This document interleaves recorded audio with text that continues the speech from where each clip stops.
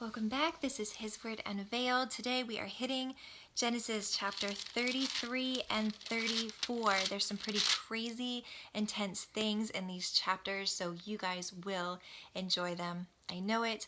Put your heart into it. Get ready to focus. Get ready to meet with the Lord and go do your thing. So Genesis chapter 33 and 34, take this time to read that through, meet with the Lord, let Him do His thing in your life, in your heart. I'm speaking truth, revealing what's going on. I will pray. We'll walk this out together. Lord, I pray that you be with us in this time. Father, that you speak, that things be brought to light, that we see them for what they are. We call them out for what they are, and we receive you in the way that you unveil who you are in these situations, in these stories, through your word. Lord, we love you. We are ready for what you have to pour into our hearts. In Jesus' name, amen. Okay, Genesis 33.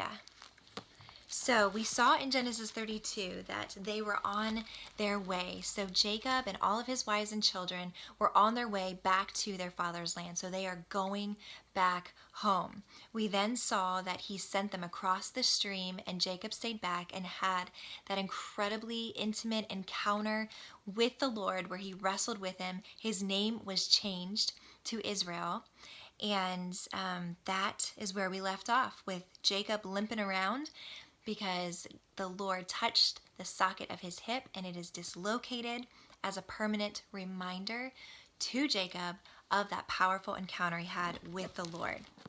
So moving on to chapter 33, it says, Then Jacob lifted his eyes and looked, and behold, Esau was coming, and 400 men with him. So he divided the children among Leah and Rachel and the two maids. So he sent the two maids and their children in front, then Leah and her children, and then Rachel and Joseph at the end, closest to him, to protect them, to show again very clear that Rachel is the one he loved. Joseph, being her son, is the one he was most protective of, and was his favorite. And we see that more in the story of Joseph, but that'll come at another time. So that's how they're lining up. In verse 4, it says, Then Esau ran to meet him and embraced him and fell on his neck and kissed him, and they wept. So a beautiful family reunion is happening. Jacob is just blown away, like, oh, he's coming in love and peace and not this, I'm going to kill you still.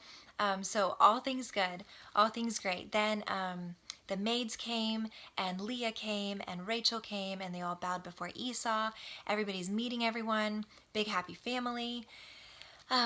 Then Jacob has offered all these gifts, and Esau said, What is up with all this stuff? And Jacob said, The Lord has blessed me, and I am giving this to you. Like, I want you to have this. And Esau says, I have plenty. I don't need to take it. In verse 10, it says, Jacob said, No, please. If now I have found favor in your sight, then take my present from my hand, for I see your face as one sees the face of God, and you have received me favorably. So this is Jacob acknowledging the way that Esau has forgiven him, that there is peace in this situation. Esau is over it. He's not holding a grudge. All of this is love, and Esau is ecstatic to see his brother. But Jacob's saying, you have received me favorably. I want you to take these gifts. I insist. And so Esau then took them. He was relaying how blessed he's been, how much God has given him, that he can give these gifts, that he wants to bless Esau. So we just see that more and more. Esau says, okay, let me lead. We'll do this journey together now that we've reconnected. And Jacob says, no, there's so many children in my family, and they'll be weak, and we won't be able to keep up. So you go your own way, and we'll go ours. And so in verse 16, it says, So Esau returned that day on his way to Seir.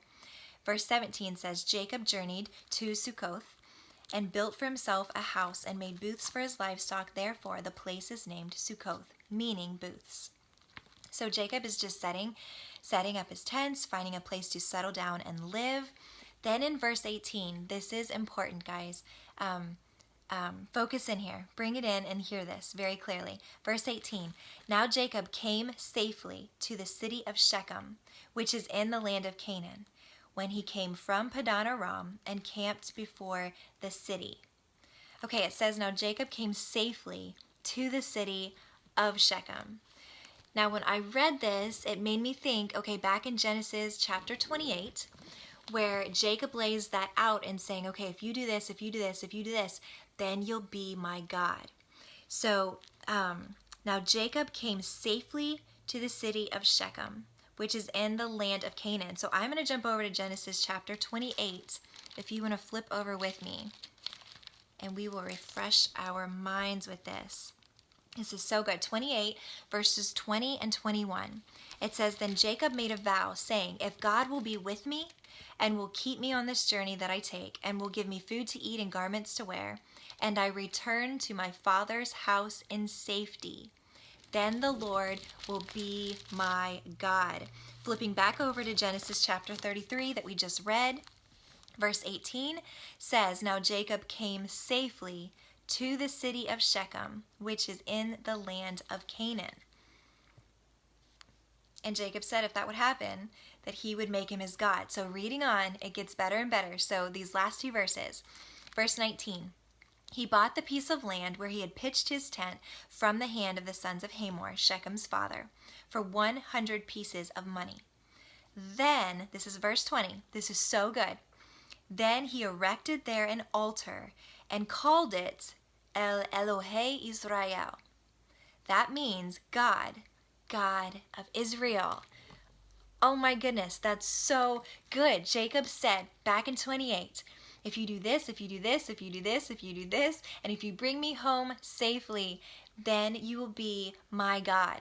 Then you will be my God.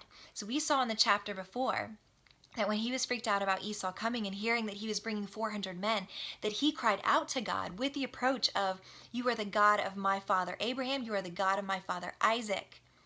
And you said you will prosper me and bless me and multiply my descendants. But he approached God and saying, you are the God of my father. Here, because Jacob said, and he was true to his commitment to the Lord and saying, if you do this and this, you take care of me, you don't leave me, you give me clothes to eat, you be with me on this journey, and you bring me home safely, then you will be my God. Well, he is home safely, and he is calling out to God with a different approach. He made this altar, calling out to the Lord, and he called it El Elohe Israel, the God of Israel. Jacob's name was changed to Israel in that second encounter he had with the Lord. His first encounter being at Bethel. His second encounter happening when he was left alone and wrestling with the Lord. And now we have this encounter with the Lord when he makes an altar. He cries out to the Lord and he calls him his God. He makes him his God. After thinking about God, believing God, wrestling with God, Jacob makes God his God. That is incredible growth that we see through several chapters, being able to stick with it and pick up on these details and the actual journey that Jacob is in his spiritual growth. We see this is so good, getting to this point where he is calling out and he's saying, you are my God. You're not just the God of my father. You are my God. You are El Elohe Israel, the God of Israel. That is huge. That is a huge surrendered step in acknowledging who God is to him and who he is as God's child. As Israel, given the name that God gave him and believing and standing on the promises of God that it's on. God has a plan. He's going to bless my descendants. There's a huge blessing at stake here in the family of Jacob, of Israel.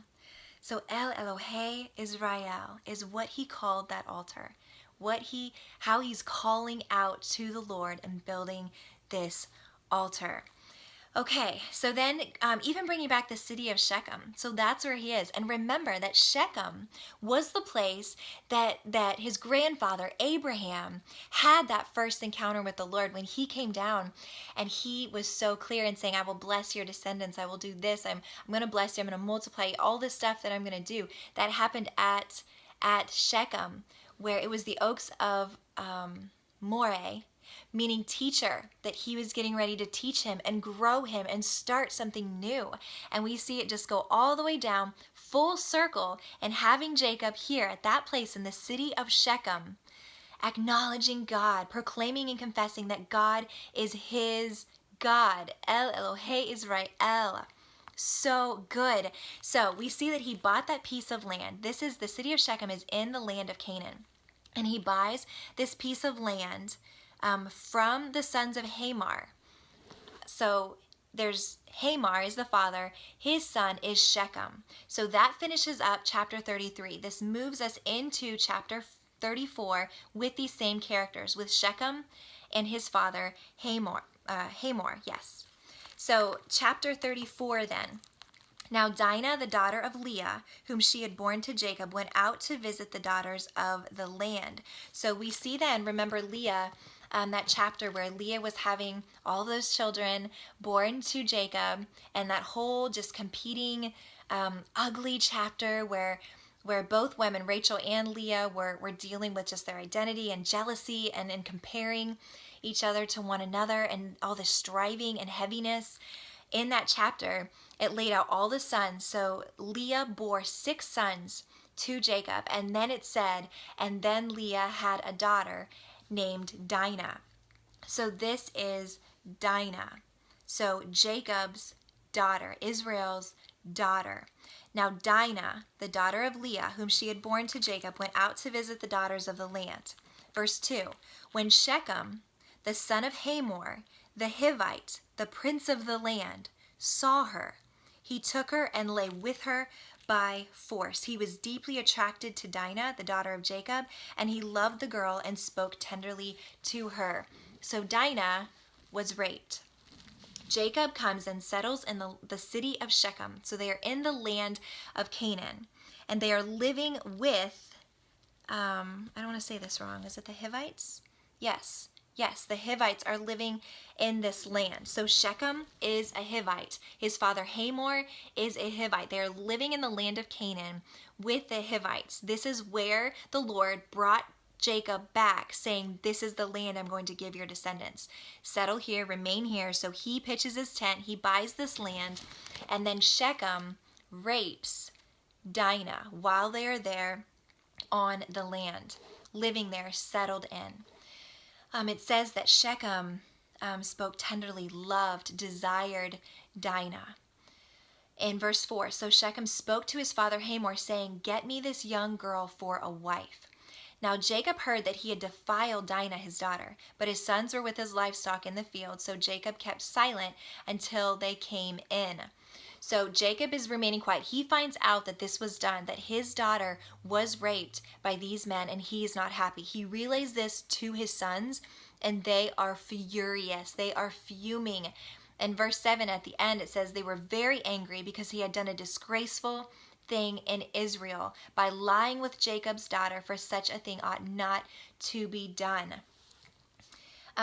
So Hamor comes and says, hey, my son loves Dinah, like is so infatuated with Dinah. He wants her as a wife. So will you give her as a wife? Like, I know you guys aren't Hivites, you're doing your own thing with the Lord, but my son Shechem, he wants your daughter. So what can I do to get her for him, to arrange this marriage? He says, intermarry with us in verse 9. Intermarry with us. Give your daughters to us and take our daughters for yourselves. So he's coming in and he's saying, let's mix, let's mingle. But when God called Abraham to the land of Canaan, and when he placed that blessing on Isaac and now Jacob, he is being clear that, hey, you are to be set apart. I am to be your God. I'm establishing this whole thing and blessing you, placing you in the land of Canaan, but saying you are not to live like these Canaanites, like these Hivites, like these people living in the land. I am going to give this land to you. This will not be their land. They will not be blessed. I'm blessing you. And so the temptation comes right away, and let's intermingle. We're all living here together. Let's just be one people. Let's have, one standard in life. Let's follow one rule, one way, and your daughters will be ours, and our idols will be yours, and all of this stuff. Let's come together, they say. In verse 13, it says, but Jacob's sons answered Shechem and his father Hamor with deceit, because he had defiled Dinah, their sister. Isn't this interesting? We see sin is no joke, guys. Sin, that generational sin. We see the deceit that was in Jacob, how he He deceived his brother into getting the birthright, into getting the blessing. All of this deception, it is carrying down that they would use the word deceit. His sons now, this is passing down to his sons, and they are acting in deceit in response to this. They are mad. They are so mad that their daughter was raped by the prince of this city, and they're acting in deceit. They are acting like they are going to befriend. In 14, they said to them, "We cannot do this thing to give our sister to one who is uncircumcised, for that would be a disgrace to us. Only on this condition will we consent to you, if you will become like us, in that every male of you be circumcised. Then we will give our daughters to you, and we will take your daughters for ourselves, and we will live with you and become one people. But if you will not listen to us to be circumcised, then we will take our daughter and go."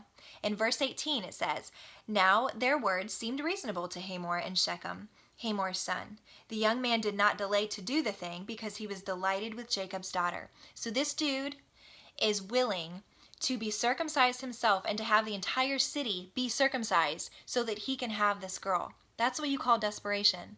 Wowzers. So they agree to this. They're like, you know what? That sounds awesome. And they talk to the people and they convince them and say, "Look, guys, like, have you seen this Jacob cat? Like he's the real deal. Do you see how much he has? Do you see how many possessions? How wealthy he is? Like, you can tell there's something really, really honorable and cool about this dude. Like we want to be connected with him. We want to be connected with him and his people. And think of all the livestock that will be ours. Think of all these beautiful women that will be ours. Think of what we can gain if we come into connection and intermingle with Jacob and his family and his descendants. Let's do this thing." And they are convincing their people, all we have to do is be circumcised. To be circumcised like them, and they will be in this agreement with us, and we can have all of their stuff. All of what belongs to them will belong to us. And they convince the men of the city, the whole city of Shechem, they convince them to do this thing. So, it says in verse 24, "All who went out of the gate of his city listened to Hamor and to his son Shechem, and every male was circumcised, all who went out of the gate of his city." So Jacob's sons, in deceit, convinced them to do this, and here is why, and here is their plan, and here is when the sin of deceit turns into the sin of murder, and just more and more sin. So verse 25, they all get circumcised. Verse 25 says, "Now it came about on the third day, when they were in pain, that two of Jacob's sons, Simeon and Levi," so this is son number 2 and son number 3, that have this master deceitful plan. So 2 of Jacob's sons, Simeon and Levi, Dinah's brothers, each took his sword and came upon the city unawares and killed every male. They killed Hamor and his son Shechem with the edge of the sword, and took Dinah from Shechem's house and went forth. Jacob's sons came upon the slain and looted the city because they had defiled their sister. So they came in, they went on a killing rampage because of their anger, because they didn't feel like what was done to Dinah was right. Was it? Absolutely not. But a sin on top of a sin makes nothing right. And that's exactly what they did. They acted in deceit, then they started killing, and then they took all of their things. Just rolling over more and more, because that's what happens when we respond and when we act in our flesh, when we allow our emotions to drive us into action instead of the peace of God and the stillness of God and the power of God, and trusting that the Lord will take care of it, that the Lord will be our defender, that the Lord sees everything and rewards those who are being righteous, who are seeking him, who are waiting on him and trusting him. So they kill everybody, they take everything in the city, they take their sister and rescue her. Then in verse 30, Jacob is not happy at all. He was not aware of this deceit, aware of this plan, and he was infuriated when he found out what his sins had done. I mean, think, he just had this encounter with the Lord. He just cried out to the Lord and saying, "You are my God. I am believing you and trusting you with these blessings that you want to pour. I'm understanding that this is real, the heaviness of this, the beautiful heaviness of this, that you want to move in me and my descendants." And so rightfully, Jacob is distraught about this, about what they've done. In verse 30, it says, "Then Jacob said to Simeon and Levi, You have brought trouble on me by making me odious among the inhabitants of the land, among the Canaanites and the Perizzites. And my men, being few in number, they will gather together against me and attack me, and I will be destroyed, I and my household. He is saying, what are you guys thinking? God is in the middle of this blessing, and now everybody is against me. All of these people are against me when God was going to protect me without me causing issues for him to do that, and just lifting me up and showing them that God's in charge, showing them that God's hand is on me. This is not showing anything that God, the love of God, the blessings of God, this is not doing it, and you guys are making it worse. He's frustrated.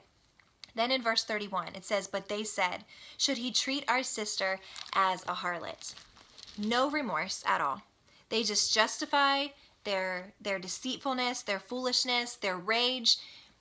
They're just justifying it. Like what? Like it's okay if everyone's against us because we just had justice served. Like we did what they deserved. Like they deserved every bit of that. Right? Just horrible. No remorse. No anything. After God is just so clear and saying, I want to bless. I want to do this. You guys just have to trust me and wait on me. And how easily we just fall away from that. How easily we let go and don't take God at his word and are not willing to wait. And we see how important it is to have togetherness, to have that unity. Jacob was on board, and his sons going back and destroying a whole just pathway, connection way to these people in this peace that God wanted to establish and the blessings that would be poured out. But God is true to his covenant, and he remains faithful no matter what happens, no matter what decisions we make. He is faithful. So that finishes up with that. We see that then the deceit and the sin of Simeon and Levi, and even further in the chapter, that's huge to understand, to remember, because we then see when the blessings come, when Jacob is about ready to die, that blessing that he will give his children. A lot of what he speaks is in regard to what they have done in this outrage and this murder and the sins that they committed. So everything pieces together. Everything in these stories are important, are significant to hold on to. There's meaning. It flows into more and more truth and unveiling of what God wants to show us. So hold on tight. We're going to keep moving. Man, I'm excited so much more. Just keep digging in. Keep in your own way and your own time. Keep reading through and holding on to what we've learned and learn more. There's always more. So go deeper and deeper. Thank you so much for walking this out with me. I'll see you soon.